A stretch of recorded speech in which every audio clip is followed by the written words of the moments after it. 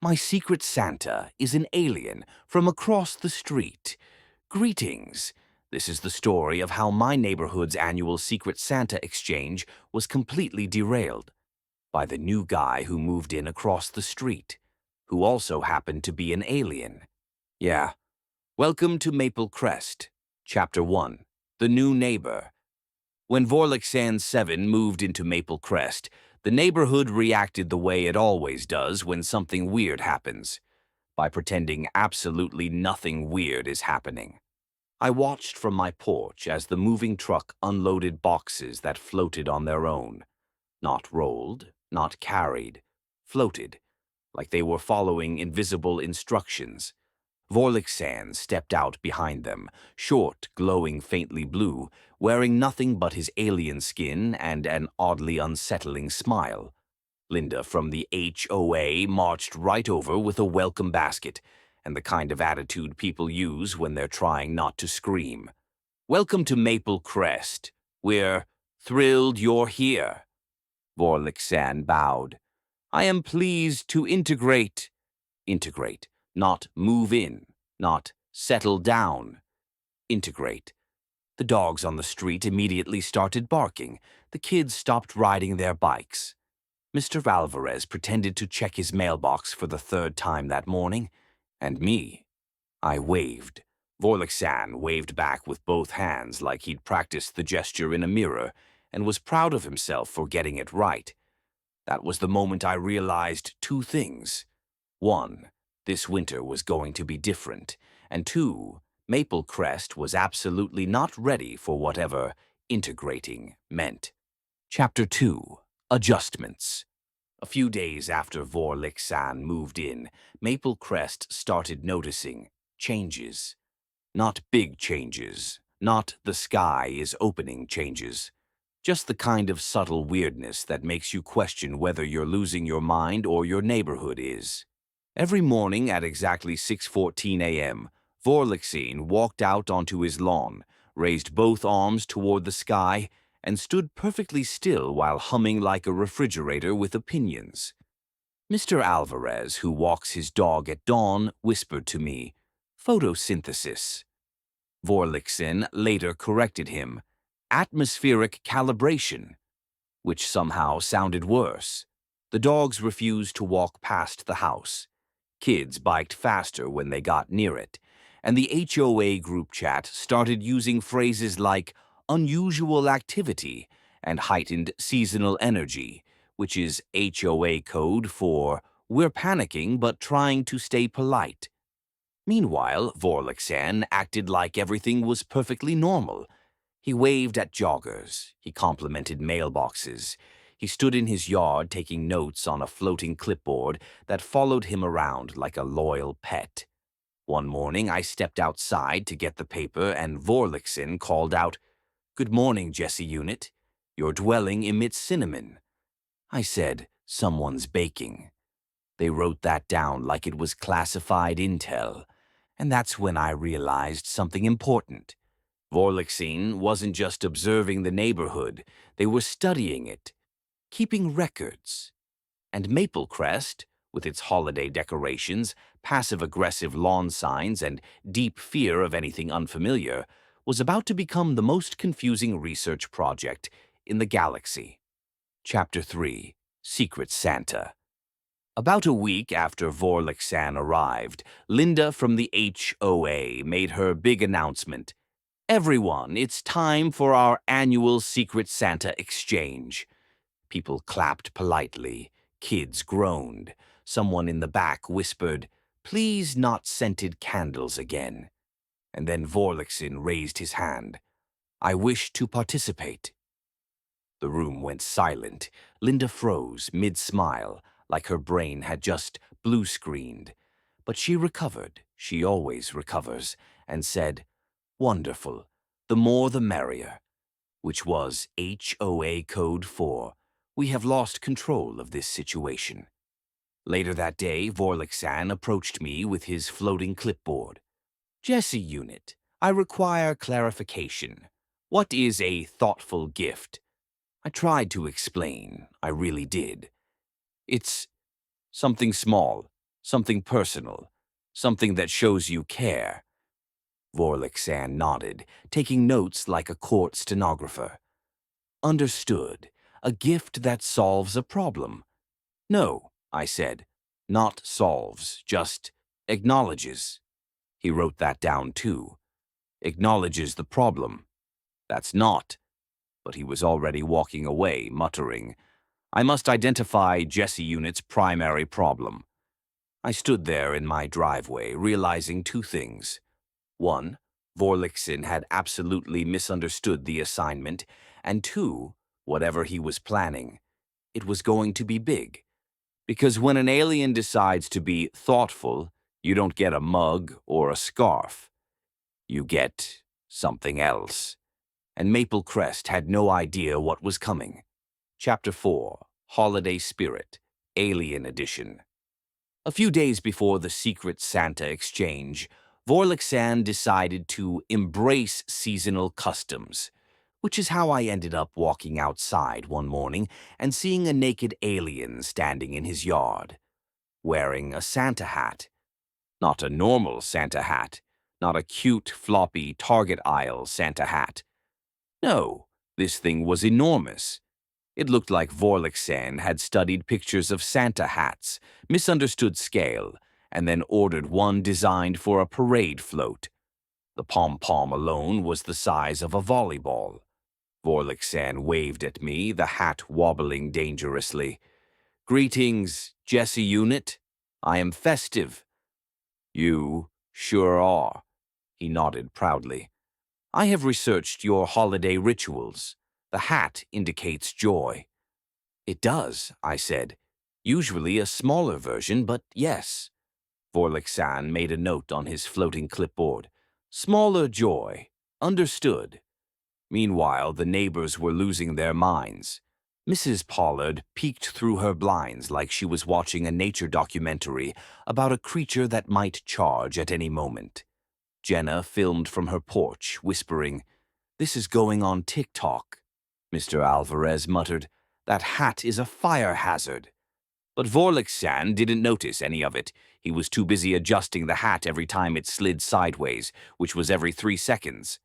At one point, the pom-pom swung around and smacked him in the face. Vorlixan froze, processing the betrayal. He then said, "This hat is aggressive." I tried not to laugh. I think it's just floppy. He wrote that down too. Floppy aggression. And then, because Maple Crest is Maple Crest, Linda from the HOA marched over, clutching a clipboard like a shield.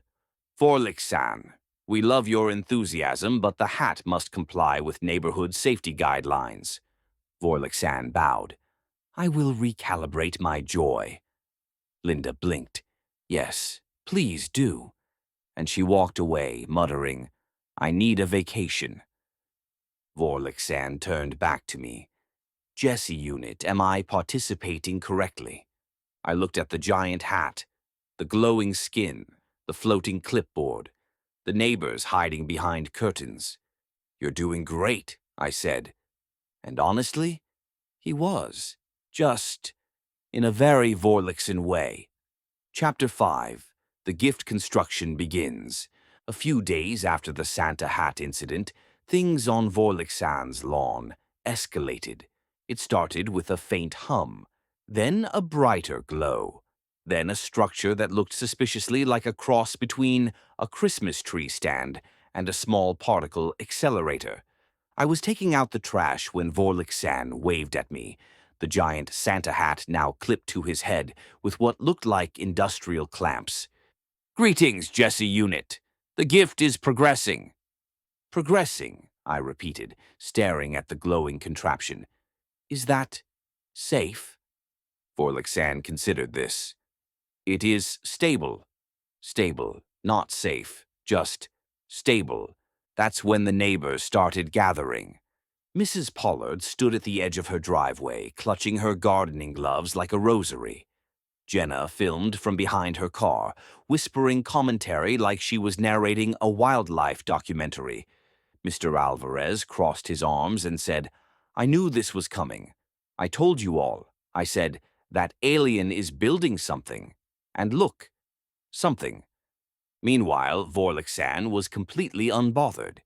He adjusted a panel on the device, which responded by emitting a cheerful chime that absolutely did not sound like something a machine should make unless it was about to launch. I tried to sound casual. So, what exactly are you building? Vorlixan beamed. A thoughtful gift. Right, but what kind? A personalized one. Right, but what does it do? Vorlixan paused, as if searching for the most reassuring answer possible. It will address your primary issue. My what? Your primary issue. I blinked. Do I have one? Vorlixan nodded with the confidence of someone who had run the numbers. Yes, it is significant. Behind me, I heard Mrs. Pollard whisper, "Oh dear." Vorlixan continued tightening bolts on the glowing device. It must be calibrated to your emotional waveform. My what? Your emotional waveform. I turned to the neighbors. They all took a synchronized step back. Vorlixan didn't notice. He was too busy humming along with the machine, which hummed back like he was harmonizing. Finally, Vorlixan clapped his hands. It is nearly complete. Only one more component is required. I swallowed. And what's that? Vorlixan smiled, or whatever the alien equivalent of smiling is. You. The neighbors gasped. Jenna dropped her phone. Mr. Alvarez whispered, I knew it. Vorlixan gestured toward the glowing platform. Please stand here so I may scan your internal turbulence. My what?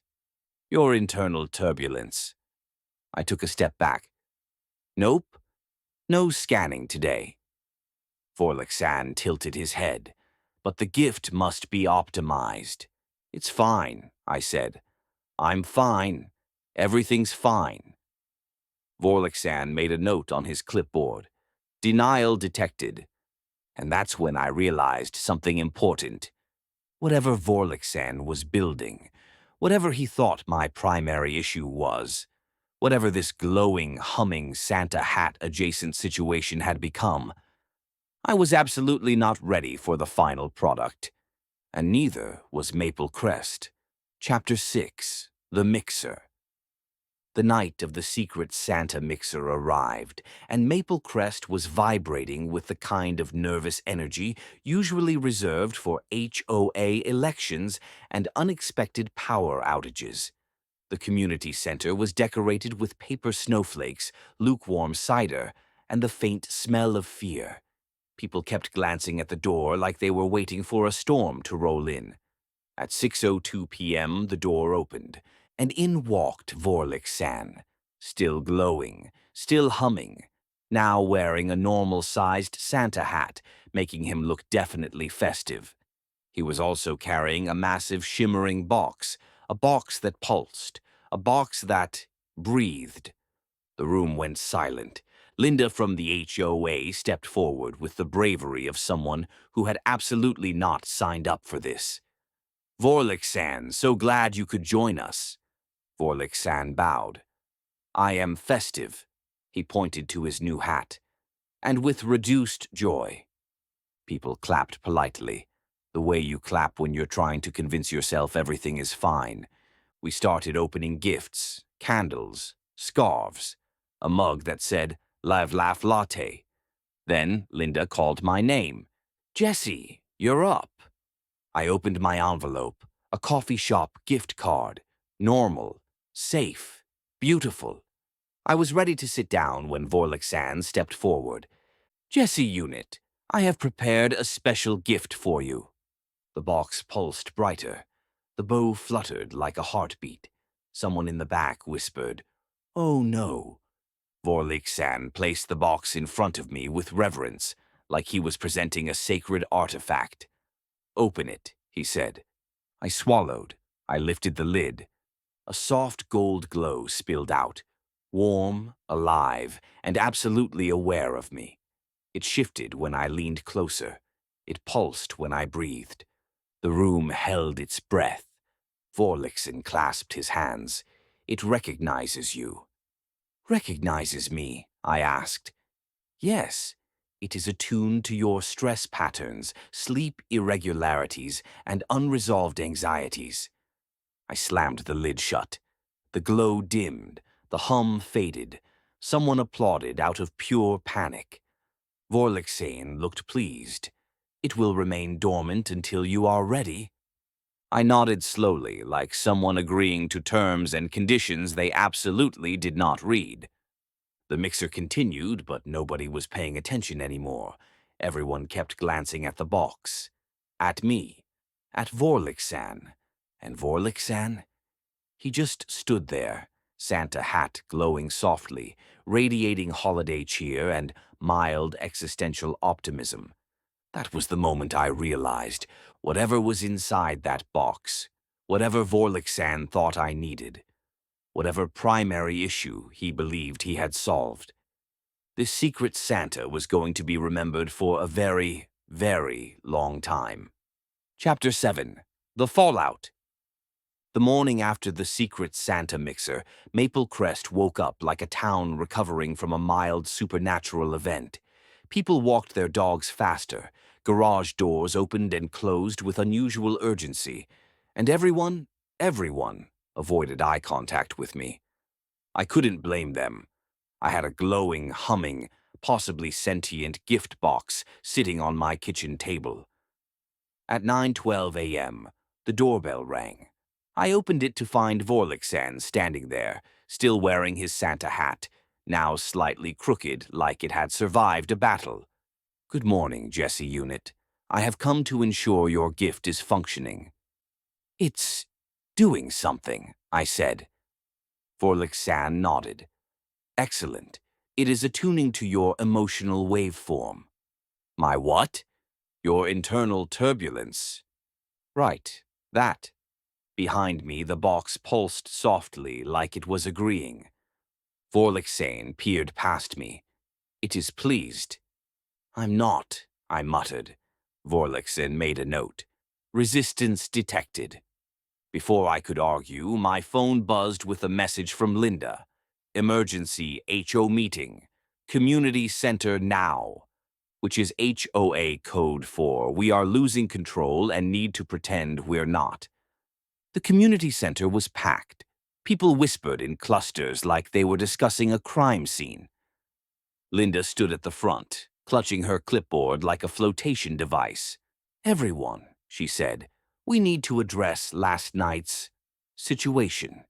Mrs. Pollard raised her hand. The box glowed through my curtains.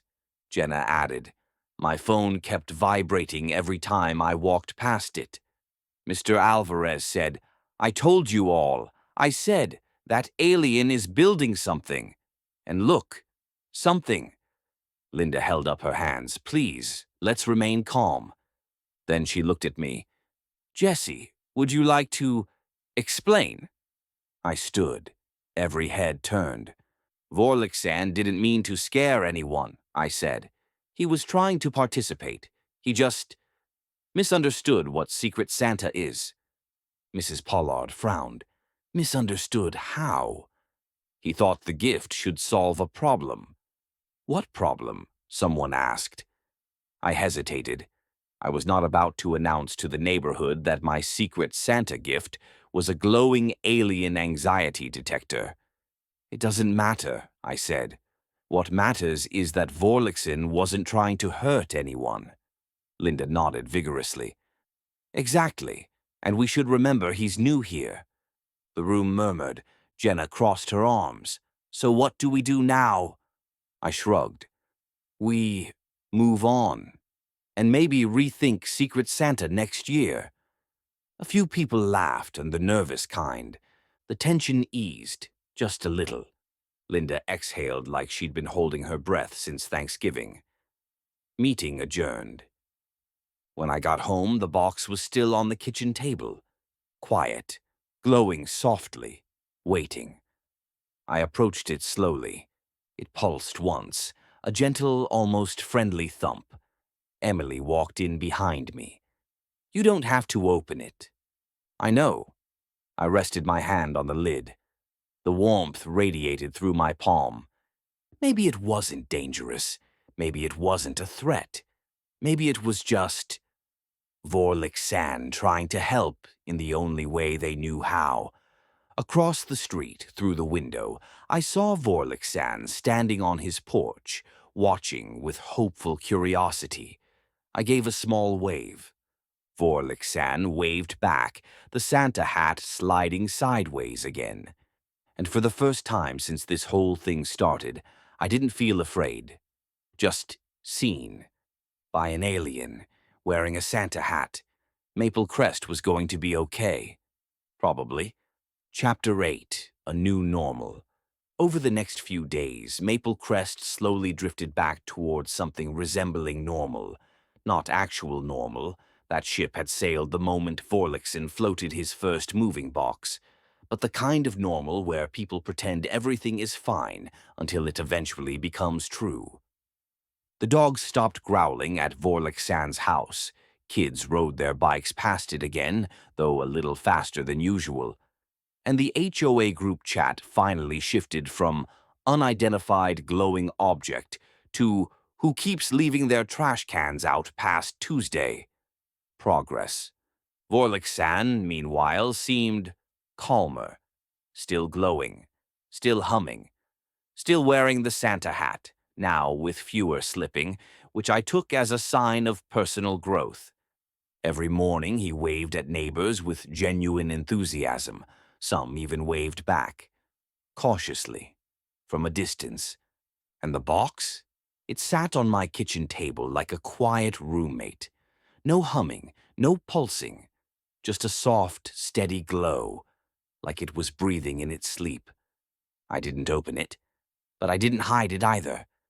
One morning I stepped outside to grab the mail and found a small package on my porch. No glow, no hum. Just a simple brown box with a bow taped on, slightly crooked. Inside was a mug. A plain white mug with black letters that read, "World's Most Adequate Human." I laughed, a real involuntary laugh that startled even me. Across the street, Vorliksen stood on his porch, watching with hopeful curiosity. When he saw me smile, he lifted a hand in greeting. I raised the mug in return.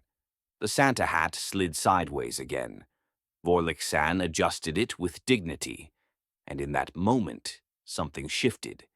Not in a dramatic, sci-fi, the stars align way. Just in a small, human way. The kind of shift where you realize your weird new neighbor, the glowing one, the humming one, the one who built a gift that might be alive, is trying their absolute best. And maybe that's enough. Epilogue. Later that night, as I walked past the kitchen, the box pulsed once. Soft, warm, almost like a heartbeat settling into rest. I didn't open it, but I smiled at it. And for the first time since this whole thing started, Maple Crest felt like it had found its balance again. A little stranger, a little brighter, a little more open to the unexpected. Because sometimes your secret Santa is an alien from across the street. And sometimes that's exactly what your neighborhood needed. The end. Please like, comment, and subscribe. Thank you.